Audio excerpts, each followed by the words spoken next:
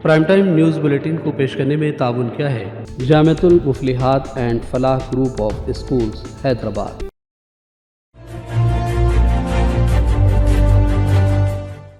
अस्सलाम वालेकुम नाज़रीन, सियासत टीवी के प्राइम टाइम में आप सबका तहदील से इस्तकबाल है। मैं हूं फरजान अहमद। सबसे पहले पेश है प्राइम टाइम की हेडलाइंस।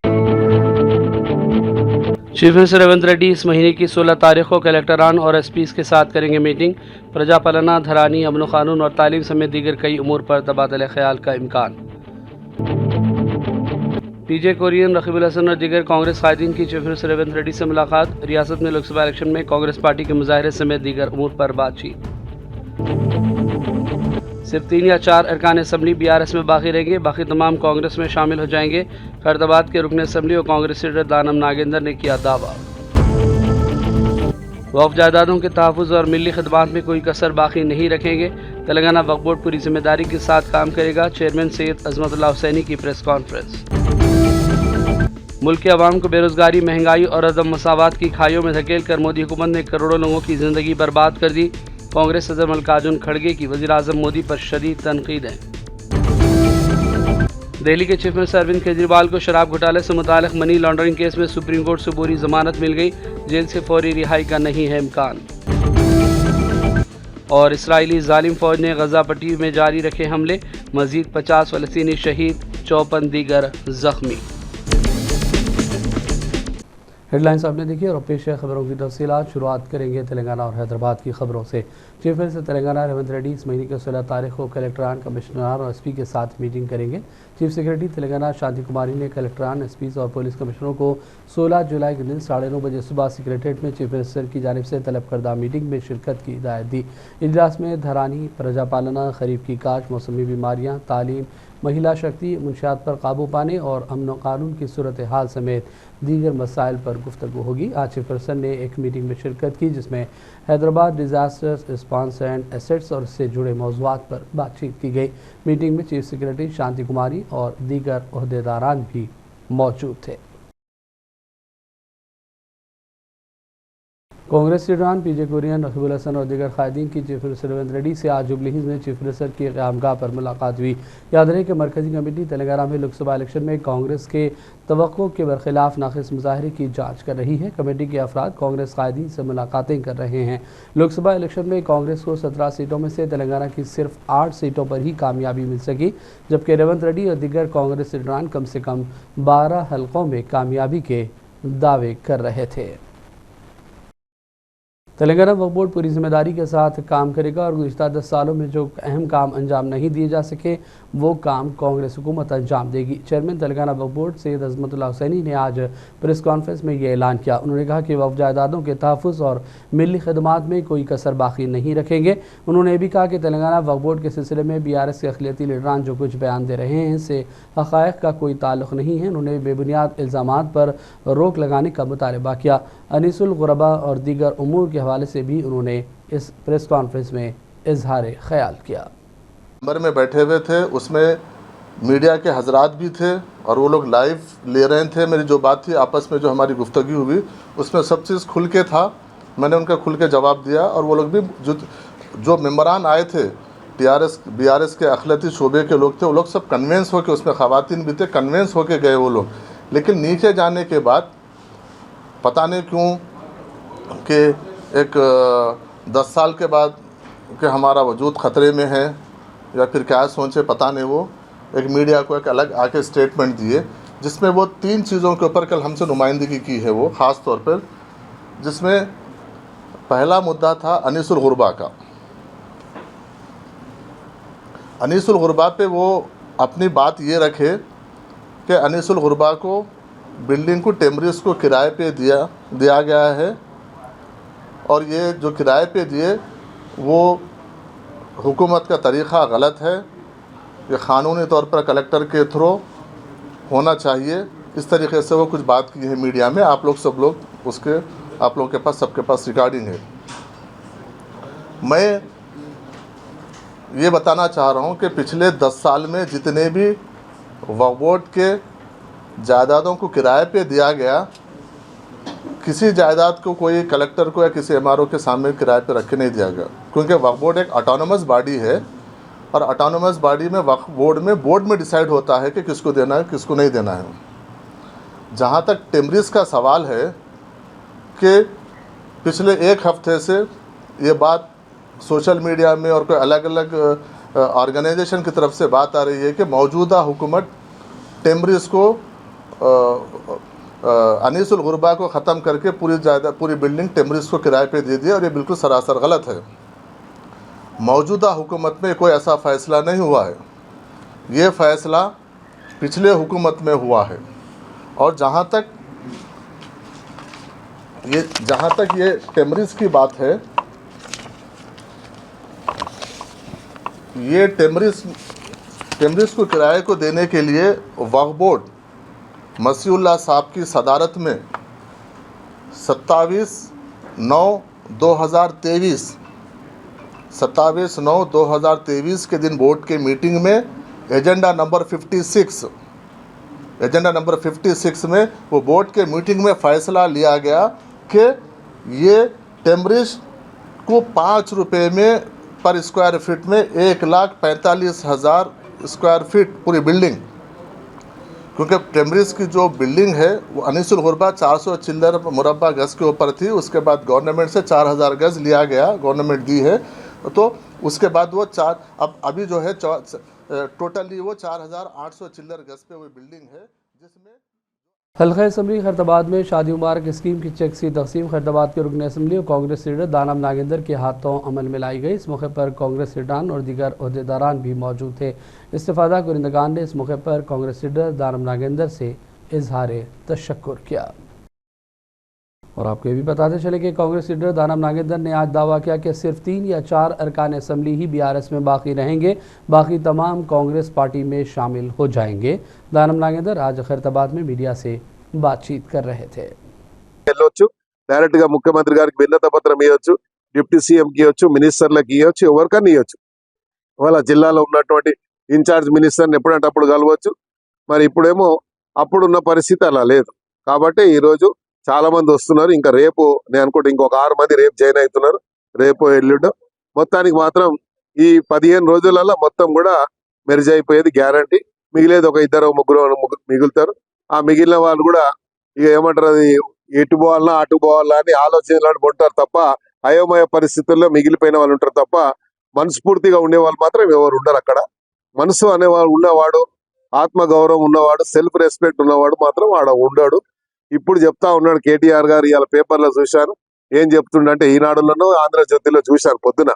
ఏం చెప్తుండంటే టీడీపీ లాగా రీజనల్ పార్టీ స్ట్రాంగ్ కావాలంటే టీడీపీ లాగా ఉండాలి అన్నది. టీడీపీ లాగా ఉండాలంటే అక్కడ పార్టీ ఉన్నటువంటి నాయకుడికి లక్షణాలు ఉన్నాయి. ఆ పార్టీని ఎట్లా కాపాడుకోవాలని చెప్పి, ఎన్ని కష్టాలు వచ్చినా ఆ పార్టీని కాపాడుకోవడానికి, ఎమ్మెల్యేలు కాపాడడానికి, ఎమ్మెల్యేల మనోధైర్యానికి, అక్కడ ఉన్నటువంటి ఎమ్మెల్యేలకు ఇచ్చే మర్యాద కానీ, ఎమ్మెల్యేలకు ఇచ్చేటువంటి ఇంపార్టెన్సీ కానీ ఇక్కడ ఇచ్చారా మీరు? ఒక ఎమ్మెల్యేకి ఒక ఇంపార్టెన్స్ ఇచ్చారా? ఒక ఎమ్మెల్యే వస్తే గంటల తరబడి కూర్చోబెట్టి నీకు ఉన్నటువంటి ఒక కోట్రీ, నీకున్నటువంటి వీళ్ళని మాత్రమే నువ్వు కేటీఆర్ గారు వాళ్ళకు ఉన్నటువంటి ఫ్రెండ్స్ ని ఎవడోడో జైల్లోకి పోయిన కూడా తీసుకొచ్చి ఇలా 1,000 కోట్ల రూపాయలు సంపాదించావు. ఎలా ఇచ్చావు? అలాంటి వాళ్ళని పేర్లు మేము తీస్తాం ఒక రోజు. మా దగ్గర మొత్తం ఉన్న చరిత్ర ఉంది. వాడు గుండు శ్రీధర్ గాడు కూడా ఉన్నాడు, వాడు పని చెప్తాం. వాడు ఆయన మొత్తం బేనామీ మొత్తం.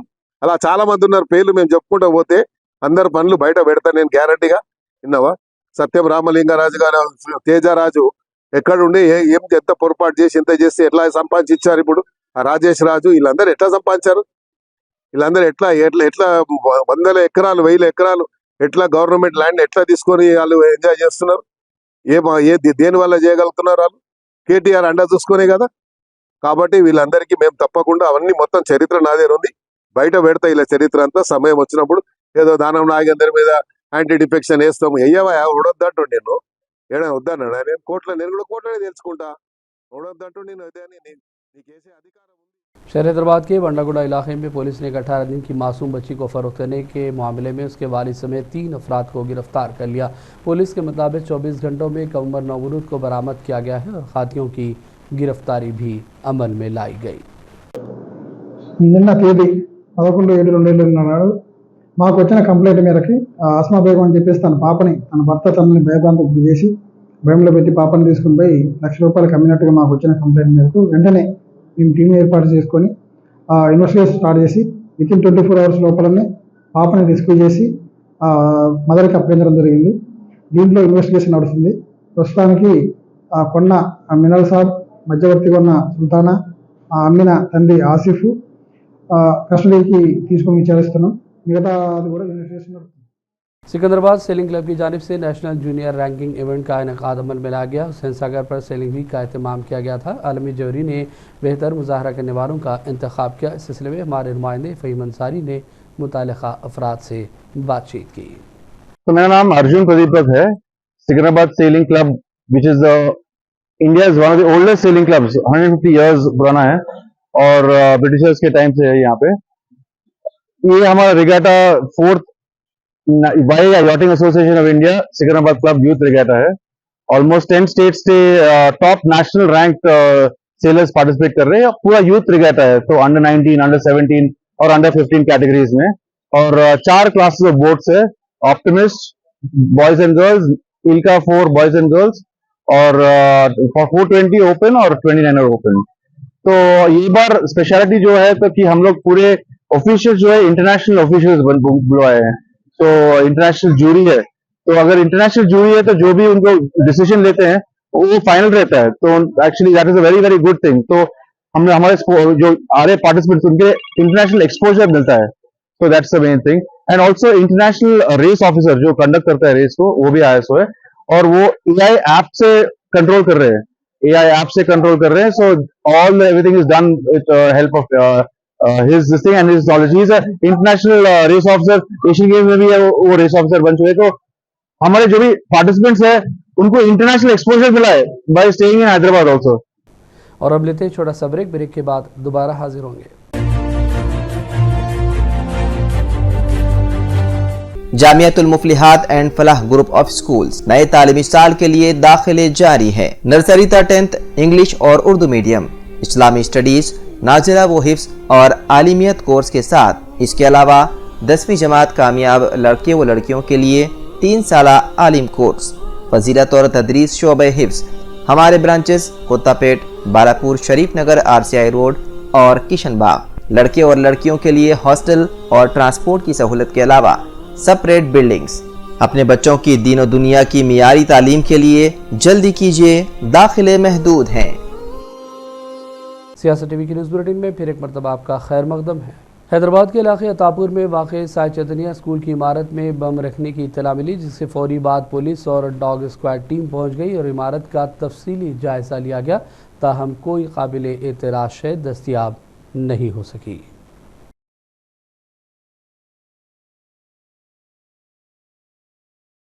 शहर हैदराबाद में फिर एक मरतबा पुलिस फायरिंग का वाक़या पेश आया है। पुलिस ने 2 अफराद से पूछताछ की जो रामपली रेलवे स्टेशन पर मुश्तबा अंदाज में घूमते दिखाई दिए। 2 अफराद ने पुलिस पर कुल्हाड़ी से हमला करने की कोशिश की। एक और शख्स ने पुलिस पर पथराव भी किया। पुलिस टीम को उस वक्त अलर्ट कर दिया गया जब उन्होंने चेकिंग के दौरान पुलिस इदारों पर हमले की कोशिश की थी और पुलिस ने फौरी तौर पर मुश्तबा लोगों पर फायरिंग की, जिसमें एक शख्स जख्मी हो गया। पुलिस ने इसे फौरी उस्मानिया हॉस्पिटल मुंतकिल कर दिया। जख्मी के अलावा पुलिस को 2 और अफराद भी मिले और पुलिस को शुबा है कि ये जख्मी डाकू थे। पुलिस ने मुकदमा दर्ज करते हुए इस मामले की तहकीकात का आगाज़ कर दिया है। शहर हैदराबाद के आगापुरा इलाके से ताल्लुक़ रखने वाले 3 ख़ानदानों के चंद अफराद को उस वक्त बरक़ी शौक लग गया, जिन्हें पुराने शहर के जलपली में वाक़ एक फार्म हाउस में स्विमिंग पूल में तैर रहे थे। तफ़सीलात के मुताबिक आगापुरा के 3 ख़ानदानों के 50 से ज़ायद अफराद तफरीह के लिए जलपली फार्म हाउस गए हुए थे। इनमें ज़्यादातर बच्चे हैं। रात के वक्त स्विमिंग पूल में तैरने उतरे और इस दौरान पूल के पास एक बरक़ी वायर जिसका कुछ हिस्सा कटा हुआ था पानी में गिर गया, जिसकी वजह से बरक़ी रौ स्विमिंग पूल के पानी में दौड़ गए और तैरने वाले अफराद को बरक़ी शौक लग गया। फौरी तौर पर इन तमाम को हॉस्पिटल मुंतकिल कर दिया गया, जहाँ उनकी हालत मुस्तहकम बताई गई है। और अब बात करेंगे मौसम के हवाले से। महकमा मौसमियात के मुताबिक तेलंगाना में आइंदा 5 दिनों तक औसत से भारी बारिश का सिलसिला जारी रहेगा। इस सिलसिले में मुताल्लिक़ा अज़ला को येलो अलर्ट भी जारी कर दिया गया। निज़ामाबाद, जगत्याल, करीमनगर, पेदापल्ली, भोपालापल्ली, मुलुगु, भदादरी, कोतागुडम, महबूबाबाद, वरंगल, हनमकुंडा, विकाराबाद, संगारेड्डी, कामारेड्डी और महबूबनगर के अजला में गर चमक के साथ बारिश की पेशकयासी की गई। हफ्ते तक आदिलाबाद, आसिफाबाद, मंशरियाल, निर्मल, जगतियाल, मुलुगु, कोतागुडम, संगारेड्डी, मेदक और कामारेड्डी में भारी बारिश की तवक्को है। शुमारी तेलंगाना में हफ्ते के रोज़ बहुत से मुकामात पर गरज चमक और तेज़ हवाओं के साथ बारिश के इम्कानात हैं। इस सिलसिले में मुतल्लिका अजला के लिए येलो अलर्ट जारी कर दिया गया। आज हैदराबाद और सिकंदराबाद के चंद इलाकों से हल्की बारिश की इत्तला मौसूल हुई। Confederation of real estate developers association of India की जानिब से 2 ta 4 अगस्त हाईटेक सदराबाद में प्रॉपर्टी शो मुनक़िद होगा। चीफ मिनिस्टर रेवंत रेड्डी की जानिब से इसका इफ्तिताह किए जाने की तवक्को है। इसके अलावा 9 से 11 अगस्त के दरमियान कुंपली के श्री कन्वेंशन सेंटर और अगस्त 23 ta 25 को नागौर मेट्रो स्टेशन पर भी इसी नौइयत का प्रॉपर्टी शो रखना तय पाया है। इस सिलसिले में प्रेस कॉन्फ्रेंस में तफसीलात से आगाह किया गया। क्रेडा हैदराबाद तरफुना ఆర్గనైజ్ చేసే ప్రాపర్టీ షోస్ గురించి అనౌన్స్ చేయడం జరిగింది. ఇక్కడికి వచ్చిన పత్రికా మీడియా మిత్రులందరికీ కూడా క్రెడా హైదరాబాద్ తరఫున ధన్యవాదాలు తెలుపుకుంటూ ఈ క్రెడా హైదరాబాద్ ప్రాపర్టీ షో ఎందుకు చేస్తున్నాం అనే దాని మీద కూడా we want to convey to the people, public and government of Telangana also. ఎప్పుడు కూడా మనకి హైదరాబాద్ నిర్మాణ రంగాన్ని గురించి కొన్ని అపోహలు ఈ మధ్యలో విన్నా కూడా we want to convey the clear message. ఎందుకంటే we are the people on ground on reality అన్నమాట. నిర్మాణ రంగం బాగానే ఉంది, హైదరాబాద్ మార్కెట్ బాగుంది. కొన్ని షార్ట్ ఫాల్స్ అనేది ఉన్నా కూడా ఎప్పుడు కూడా it's a cycle of life కూడా మనకి ఒక సైకిల్లా ఉంటుంది. కాబట్టి any industry also time to time కొంచెం అప్స్ అండ్ డౌన్స్ అనేది కనబడ్డా కూడా but it's depend no again we can make it happen and the government is also very positive to make it happen అనమాట. మనము ఒక 30 సంవత్సరాలుగా ఎదిగిన తెలంగాణ మనది, హైదరాబాద్ మనది.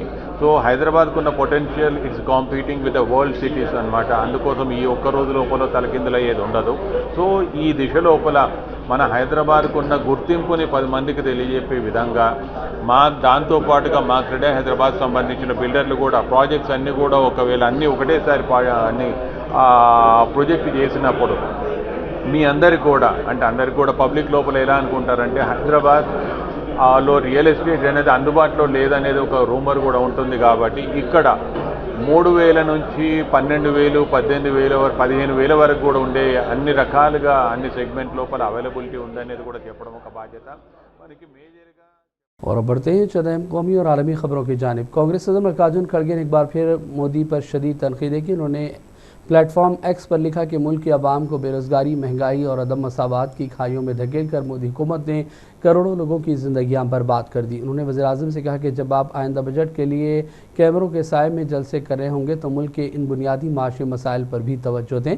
आपकी नाकामियों की फ़हरिस्त बहुत लंबी है। खड़गे ने कहा कि 9.2% बेरोज़गारी की वजह से नौजवानों का मुस्तकबिल सिफर की सिमत जा रहा है।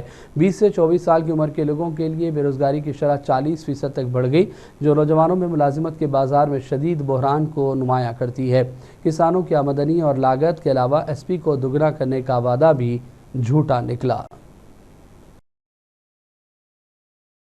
दिल्ली के चीफ मिनिस्टर अरविंद केजरीवाल को शराब घोटाला से मुताल्लिक़ मनी लॉन्ड्रिंग केस में सुप्रीम कोर्ट से अबूरी जमानत मिल गई। केजरीवाल ने दिल्ली शराब पॉलिसी मामले में ईडी की गिरफ्तारी को चैलेंज किया है। जस्टिस संजीव खन्ना की क़यादत वाली supreme court bench Arvind Kejriwal की अर्जी पर अपना फैसला सुनाई है। सुप्रीम कोर्ट ने 17 मई को इसका फैसला महफूज कर लिया था। मनी लॉन्ड्रिंग केस में ये अबूरी जमानत मिली है। याद रहे कि केजरीवाल को 21 मार्च को मनी लॉन्ड्रिंग केस में गिरफ्तार किया गया था। ताहम केजरीवाल अभी जेल से बाहर नहीं आ सकेंगे क्योंकि वो अभी भी CBI केस में अदालती हिरासत में है। जेल से बाहर आने के लिए इस केस में भी जमानत मिलना जरूरी है। आज की अदालती कार्रवाई के बाद केजरीवाल के वकील ऋषिकेश कुमार ने मीडिया से बातचीत की और अदालत के फैसले को तारीखी और अहम कामयाबी करार दिया। सुप्रीम कोर्ट ने आज अरविंद केजरीवाल जी को अंतरिम जमानत दी है और ये कहा है कि उनको जो है इस मैटर में अंतरिम जमानत दी जाती है और जो इशू है सेक्शन 19 का और नीड फॉर अरेस्ट का उसको जो है रेफर किया गया है लार्जर बेंच में। सर, अभी CBI केस में भी केजरीवाल अंदर जेल में है, तो क्या ये अंतिम बेल जो मिला तो अभी CBI केजरीवाल जी अभी जेल में रहेंगे कि बाहर आ सकते हैं, क्या है? केजरीवाल जी अभी कस्टडी में रहेंगे क्योंकि CBI की बेल अभी पेंडिंग है। Sir, can you explain in English about this? The CBI bail is still pending, so until or unless he was granted bail in that, he will remain in custody till that time. So, आप इस judgement को किस प्रकार से देखते हैं? This is a victory. This is a great judgment, and it is a very historical judgment. और अब रुख करेंगे फ़लस्तीन का। फ़लस्तीनी वज़ारत सेहत ने कहा है कि इसराइली क़ाबिज़ फ़ौज ने गज़ा पट्टी में ख़ानदानों के ख़िलाफ़ 2 क़त्ल आम किए, जिनमें मज़ीद 50 फ़लस्तीनी शहीद हो गए और 54 दीगर ज़ख्मी हुए। ज़ख्मी होने और शहीद होने वालों में बेशतर बच्चे और ख़वातीन शामिल हैं। वज़ारत सेहत ने कहा कि गुज़िश्ता अक्टूबर की 7 तारीख से अब तक जारहियत में 38,800 से ज़्यादा फ़लस्तीनी शहीद हुए, जबकि करीब 90,000 ज़ख्मी हैं। ताहाल फ़लस्तीन में 20 लाख अफराद बेघर हैं। बुनियादी ढांचे का 70% से ज़्यादा तबाह हो गया। गज़ा की सख्त नाकाबंदी और मुसलसल जंग की वजह से गुंजान आबाद इलाका कहत की जद में है। अद्वियात, पानी और खुराक की किल्लत के बायस मुसलसल बच्चों और दीगर शहरियों की अमवात की खबरें आ रही हैं। दूसरी जानिब जंगबंदी की अब तक की कोशिशें नाकाम रही हैं। अमरीकी दारकूमत वाशिंगटन में नाटो सरबराही इजलास के अख्ताम पर यूक्रेन की तायीद करने और रूस की मजम्मत की गई। चीन पर रूस की मदद का इल्ज़ाम भी लगा। नेटो रहनुमाओं ने कहा कि चाइना हालिया तारीख में यूरोप की सबसे बड़ी जंग को इसके मफादात और साख पर मनफी असर डाले बगैर नहीं रह सकता। पेश है इस हवाले से तफसीलात। वाशिंगटन में नाटो सरबराही इजलास के अख्ताम पर यूक्रेन के सदर व्लादिमीर ज़ेलेंस्की के साथ बातचीत करने से कबल नेटो रहनुमाओं ने रूस की जंग के फैसलाकुन सहूलतकार के तौर पर चीन को शदीद तनकीद का निशाना बनाया और एशियाई शराकतदारों के साथ ताल्लुकात को मजबूत बनाने पर भी गौर किया गया। 32 ममालिक के इत्तेहाद ने मॉस्को के खिलाफ अपने अज़म और यूक्रेन की हिमायत का इजहार करने के लिए अमरीकी दारकूमत में यानी वाशिंगटन में हुए इस समिट में शिरकत की। 3 रोज़ा इजलास में अमेरिका में सियासी गैर यकीनी की सूरत हाल अहम मौजू बहस बनी रही, क्योंकि अमेरिकी सदर जो बाइडन अपनी सियासी बका की जंग लड़ रहे हैं। सरबराही इजलास का बड़ा हिस्सा यूक्रेन को तक़वियत देने पर सर्फ करने के बाद नेटो ने ऑस्ट्रेलिया, जापान, न्यूजीलैंड और जनूबी कोरिया के रहनुमाओं का खैर मकदम किया और उनकी तवज्जो मशरक़ की जानिब मबजूल करवाई। एलामिया में बीजिंग को दोहरी इस्तेमाल होने वाले सामान जैसे माइक्रोचिप्स की फराहमी के जरिए यूक्रेन के खिलाफ रूस की जंग का फैसला कुन मुआविन करार दिया गया, जो मॉस्को की फ़ौज की मदद कर सकते हैं। नेटो रहनुमाओं ने कहा कि चाइना हालिया तारीख में यूरोप की सबसे बड़ी जंग को इसके मफादात और साख पर मनफी असर डाले बगैर नहीं रह सकता। ब्यूरो रिपोर्ट, सियासत टीवी। और अब आखिर में हेडलाइंस पर डालेंगे एक और नज़र। चीफ मिनिस्टर रेवंत रेड्डी इस महीने की 16 तारीख को कलेक्टरान और एसपीज़ के साथ करेंगे मीटिंग। प्रजापालना, धरानी, अमन कानून और तालीम समेत दीगर कई उमूर पर तबादला ख्याल का इम्कान। पीजे कोरियन, रकीबुल हसन और दीगर कांग्रेस कायदीन की चीफ मिनिस्टर रेवंत रेड्डी से मुलाकात। रियासत में लोकसभा इलेक्शन में कांग्रेस पार्टी के मुजाहरे समेत दीगर उमूर पर बातचीत। सिर्फ 3 या 4 अरकान असम्बली BRS में बाकी रहेंगे, बाकी तमाम कांग्रेस में शामिल हो जाएंगे। फैसलाबाद के रुकन असम्बली और कांग्रेस लीडर दानम नागेंद्र ने किया दावा। वक्फ जायदादों के तहफ़्फ़ुज़ और मिली खदमात में कोई कसर बाकी नहीं रखेंगे। तेलंगाना वक्फ बोर्ड पूरी जिम्मेदारी के साथ काम करेगा। चेयरमैन सैयद अज़मतुल्लाह हुसैनी की प्रेस कॉन्फ्रेंस। मुल्क के अवाम को बेरोजगारी, महंगाई और अदम मसावात की खाइयों में धकेल कर मोदी हुकूमत ने करोड़ों लोगों की ज़िंदगी बर्बाद कर दी। कांग्रेस सदर मल्लिकार्जुन खड़गे की वज़ीर आज़म मोदी पर शदीद तनकीद है। दिल्ली के चीफ मिनिस्टर अरविंद केजरीवाल को शराब घोटाले से मुताल्लिक मनी लॉन्ड्रिंग केस में सुप्रीम कोर्ट से पूरी जमानत मिल गई। जेल से फौरी रिहाई का नहीं है इम्कान। और इसराइली जालिम फौज ने गज़ा पट्टी में जारी रखे हमले, मजीद 50 फ़लस्तीनी शहीद, 54 दीगर जख्मी। प्राइम टाइम का सिलसिला फ़िलहाल यही ख़त्म करते हैं। मोहम्मद फरजान अहमद को पूरी टीम के साथ इजाज़त दें। देखते रहिए सियासत टीवी। अल्लाह हाफ़िज़। प्राइम टाइम न्यूज़ बुलेटिन को पेश करने में ताउन किया है Jamiatul Muflihat and Falah group of schools, Hyderabad. Jamiatul Muflihat and Falah group of schools नए तालीमी साल के लिए दाखिले जारी है। नर्सरी तक 10th इंग्लिश और उर्दू मीडियम, इस्लामी स्टडीज, नाज़िला व हिफ्ज़ और आलिमियत कोर्स के साथ इसके अलावा 10वीं जमात कामयाब लड़के व लड़कियों के लिए 3 साला आलिम कोर्स, फजीलत और तदरीस शोबे हिफ्ज़। हमारे ब्रांचेस कोत्तापेट, बालापुर, शरीफ नगर, RCI रोड और किशनबाग। लड़के और लड़कियों के लिए हॉस्टल और ट्रांसपोर्ट की सहूलत के अलावा सेपरेट बिल्डिंग्स। अपने बच्चों की दीन और दुनिया की मियारी तालीम के लिए जल्दी कीजिए, दाखिले महदूद हैं।